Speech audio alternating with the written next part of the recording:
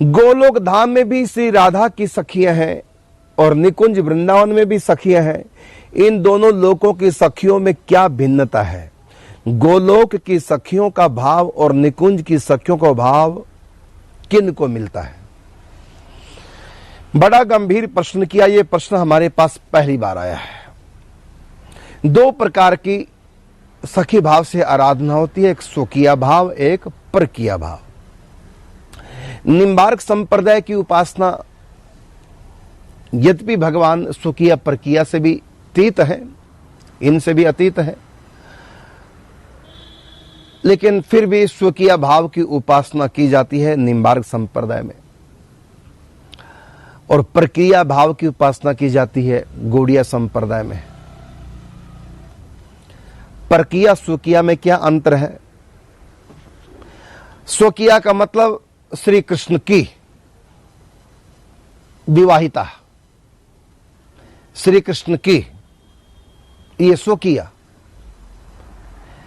विवाहिता केवल मैंने आपको समझाने के लिए कहा, जबकि शब्द भी यहां फिट नहीं बैठता।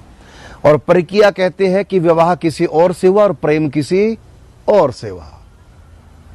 तो जिससे विवाह हुआ है उस स्त्री को कहेंगे उसकी स्वकीय है, और जिससे विवाह नहीं, विवाह किसी और से और प्रेम किसी और से हो गया, और वहां भी वो चोरी चोरी से मिलती है, तो उसकी वो क्या लगती है? पत्नी तो है नहीं, पत्नी तो स्वकीय होती है, तो उसकी वो लगती है परकीय।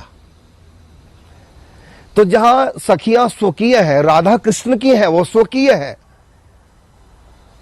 तो यह निम्बार्क उपासना, यह निकुंज उपासना। और जहां परकीय भाव है, जैसे गोपियों का विवाह हो चुका कहीं और प्रेम है उनका कृष्ण में है, विवाह हो चुका कहीं और गोपियों का, तो जो विवाहिता गोपी है जिनका विवाह हो चुका है, तो वो उनका प्रेम श्री कृष्ण से है, तो अपने पतियों से, सास ससुर से चोरी चोरी से मिलने कृष्ण से जाती हैं वो, तो इनको बोलेंगे परकीय। तो गोलोक धाम में परकीय भाव वाले जाते हैं और वृंदावन में निकुंज परकीय वाले जाते हैं, स्वकीय वाले जाते हैं। निम्बार्क संप्रदाय की उपासना स्वकीय उपासना है। निम्बार्क संप्रदाय की जो साधना है उसमें जो सखी है वो इन्हीं की है सदा से। और दूसरा अंतर है, एक है ब्रज की उपासना गौड़िया संप्रदाय में, एक है निकुंज की उपासना, वृंदावन की उपासना, वो निम्बार्क संप्रदाय। और ऐसे राधा वल्लभ संप्रदाय है, इसी प्रकार से शुक संप्रदाय है। ये सब स्वकीय भाव की उपासना, स्वकीय की, परकीय की नहीं। गौड़ियों में परकीय भाव की उपासना है और निम्बार्कियों में स्वकीय की। लेकिन जब साधक चाहे गौड़ीय है चाहे वो निम्बार्की है, जब साधक साधना करते करते आगे बढ़ जाएगा तो दोनों ही स्वकीय परकीय अतीत हो जाते हैं, दोनों ही इक्वल हो जाते हैं, दोनों ही निकुंज उपासक हो जाते हैं, दोनों ही युगल मंत्र महामंत्र छोड़ के राधा नाम का जप करने लग जाते हैं। लेकिन मुख्य रूप से जो साधना होती है गौड़ियों की वो होती है परकीय भाव की, और निम्बार्कियों की जो साधना वो है स्वकीय भाव की। और दूसरी बात है, एक को कहेंगे ब्रज उपासना, एक को कहेंगे निकुंज उपासना। ब्रज उपासना में सखा है, सखी है, वहां माता पिता पूरा परिवार होता है। लेकिन निकुंज उपासना में किसी सखी का कोई मां नहीं, कोई बाप नहीं, कोई पति नहीं, कोई संतान नहीं, वहां ग्वाल बाल भी नहीं, भाई भी नहीं, क्योंकि निकुंज उपासना में पुरुष का प्रवेश ही नहीं है। इसलिए वहां ना वृषभानु और न वहां सखी के पिताजी होते हैं, न माताजी, न भाई होते हैं, न पति, न संतान है। वहां केवल सखी है। अनादिकाल से वो राधा रानी के अंश स्वरूपभूत है, राधा रानी के अंश से प्रकट हुई, वो राधा रानी का स्वरूप है, महाभाव स्वरूप है। तो ये मैंने थोड़ा अंतर बताया गोलोक धाम और निकुंज वृंदावन।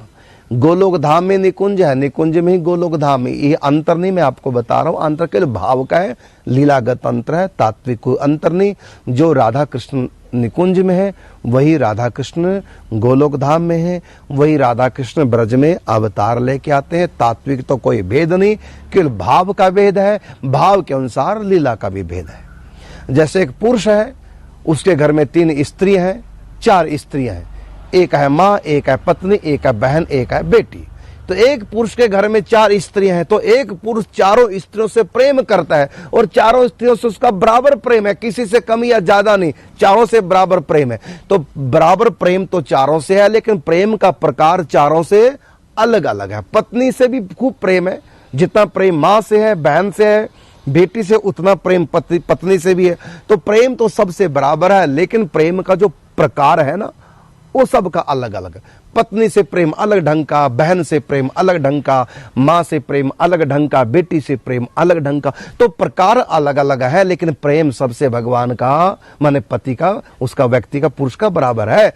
इसी प्रकार परमात्मा का भी सबसे प्रेम बराबर ही होता है, कम ज्यादा नहीं होता।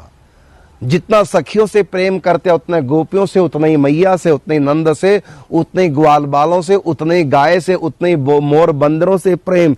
परमात्मा प्रेम सबसे बराबर करते हैं, कम ज्यादा नहीं करते। यदि कोई कम ज्यादा कहता है तो भगवान में विषमता का दोष लगेगा, और ये दोष भगवान में होता नहीं। भगवान तो पूर्ण प्रेम के समुद्र है, सबको पूरा ही डुबोते हैं। तो परमात्मा श्री कृष्ण सबसे प्रेम करते हैं, बराबर करते हैं, चाहे वो स्वकीय सखियां हैं, चाहे वो प्रक्रिया सखियां हैं, चाहे गौड़िया संप्रदाय की सखियां, चाहे निम्बार्क संप्रदाय की। परमात्मा प्रेम सबसे बराबर करते हैं, कम अधिक प्रेम भगवान के यहाँ नहीं होता है। तो दुनिया में होता कम अधिक प्रेम, परमात्मा के यहाँ कम या अधिक प्रेम नहीं, वहां तो सबसे बराबर प्रेम, बस प्रेम के प्रकार अलग अलग है, इतना है। बेटे से भी बाप प्रेम करता है और पत्नी से भी प्रेम करता है, लेकिन पत्नी से जो प्रेम करता देखने में लगता कि इससे ज्यादा कर रहा है, क्योंकि लगता देखने में ऐसा ही। उसी कमरे में सोती है वो, और बेटी दूसरे कमरे में। तो पत्नी को जिस ढंग से प्रेम करता, बहन को, बेटी को नहीं कर पाता। लगता है बेटी से कम, पत्नी से ज्यादा। कोई कम ज्यादा नहीं है। और ये भी हो सकता है उसका बेटी से ज्यादा प्रेम हो, पत्नी से ना हो, लेकिन कमरे में तो पत्नी ही रहेगी ना, बेटी थोड़ी रहेगी। इस प्रकार ये प्रकार अलग अलग प्रेम के हैं, लेकिन दुनिया में तो कम ज्यादा व्यक्ति प्रेम कर सकता है, लेकिन परमात्मा किसी से प्रेम कम ज्यादा नहीं करते, क्योंकि कम वाले तो वहां पहुंचते ही नहीं है। वहां तो जो पहुंचेंगे सब पूर्ण प्रेम वाले पहुंचते हैं। और परमात्मा भी सबसे पूर्ण प्रेम करते हैं, चाहे वो यशोदा हो और चाहे वो और कोई बड़ी बूढ़ी गोपी हो। परमात्मा सबसे प्रेम बराबर करते हैं, बस प्रेम के प्रकार अलग अलग है। तो निम्बार्क उपासना स्वकीय भाव की उपासना, वृंदावन की, और गौड़िया उपासना ब्रज की उपासना।